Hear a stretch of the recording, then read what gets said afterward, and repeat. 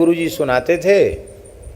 एक पंडित जी थे, और संस्कृतज्ञ नहीं थे, व्याकरण पढ़े नहीं थे, भोले भाले थे। भगवती विंध्यवासिनी माता के प्रति उनकी भक्ति थी, तो नित्य दुर्गा पाठ करते थे वो। और दुर्गा पाठ में जो पंचम अध्याय है ना, उसमें नमस्तस्यै नमस्तस्यै की जगह वो बोलते थे नमस्तस्मै नमस्तस्मै नमस्तस्मै नमो नमः। अब स्त्रीलिंग में तस्य ही होगा, पुल्लिंग में तस्मै होगा, इतना उनको स्त्रीलिंग पुल्लिंग का भेद नहीं था। तो काशी के एक विद्वान वैयाकरण अच्छे थे, वह अरे पंडित जी आप बूढ़े हो गए, बताओ तस्यै की जगह तस्मै पढ़ते हैं, ये तो बड़ी भारी अशुद्धि है। कब से कर रहे हो ये पाठ? बोले उन्हें तो बच्चापन से कर रहे हैं। अब कितनी उम्र हो गई? बोले 82 साल। अरे तो बड़ा बुरा कर रहे हो, इतने समय नमस्तस्मै। बोले हम तो यही पढ़ते हैं। अरे तस्मै नहीं तस्यै। बोले तस्यै तस्मै में क्या अंतर है? बहुत अंतर है, ये पुल्लिंग है स्त्रीलिंग है। तो तुम्हारे आज तक के किए गए सब पाठ व्यर्थ हुए। इतना सुनते ही वो पंडित जी धड़ाम से गिर गए, बेहोश हो गए। उनको इतनी जोर का धक्का लगा कि अरे हमारे सारे पाठ व्यर्थ चले गए। तो भगवती से सहन नहीं हुआ, वो प्रकट हो गई। गुरुजी कहते थे, और उन्होंने उस पंडित से कहा कि तू हमसे शास्त्रार्थ कर, तूने हमको इनके पाठ को अशुद्ध कैसे बताया? महाराज भगवती आप साक्षात विद्या का स्वरूप हैं, विद्या समस्तास्तव देवी वेदा। तो हम आपसे ही पूछ रहे हैं कि स्त्रीलिंग में तस्से ही तो बनेगा, तस्मै थोड़ी बनेगा। उसने करे मूर्ख तू भूल गया, अहम ब्रह्म स्वरूपणी मत्तः प्रकृति पुरुषात्मकं जगत शून्यंचा शून्यंच। ये बात तू भूल गया। मैं पुरुष भी हूँ, मैं स्त्री भी हूँ, और पुरुष स्त्री इन दोनों से विलक्षण भी हूँ।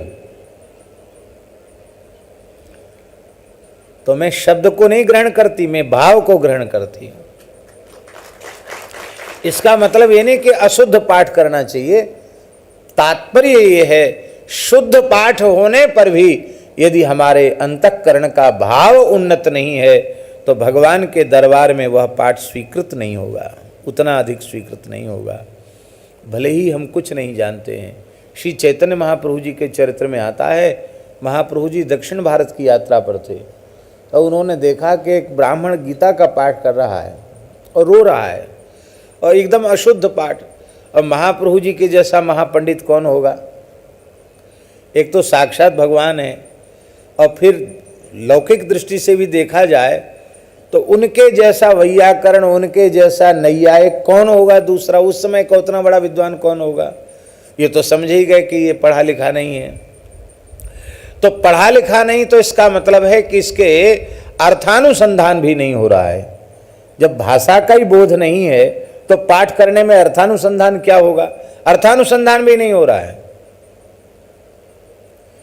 फिर बिना अर्थानुसंधान के भाव की जागृति कैसे हो रही?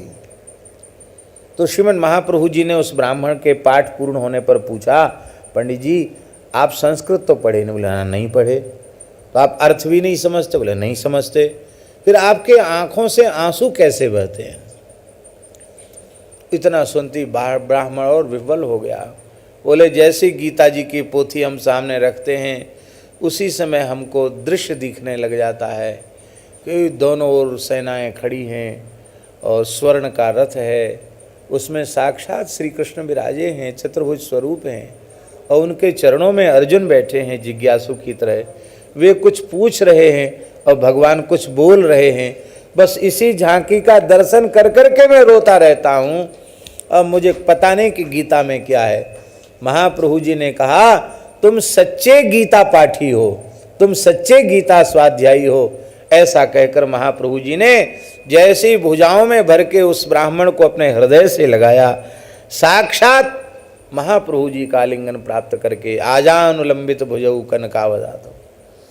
ऐसे आजानुलंबित भुजा वाले श्रीमन महाप्रभु जी का दिव्य आलिंगन प्राप्त होते ही संपूर्ण वेद वेदांग उस ब्राह्मण के भीतर उपस्थित हो गए, परम विद्वान हो गए।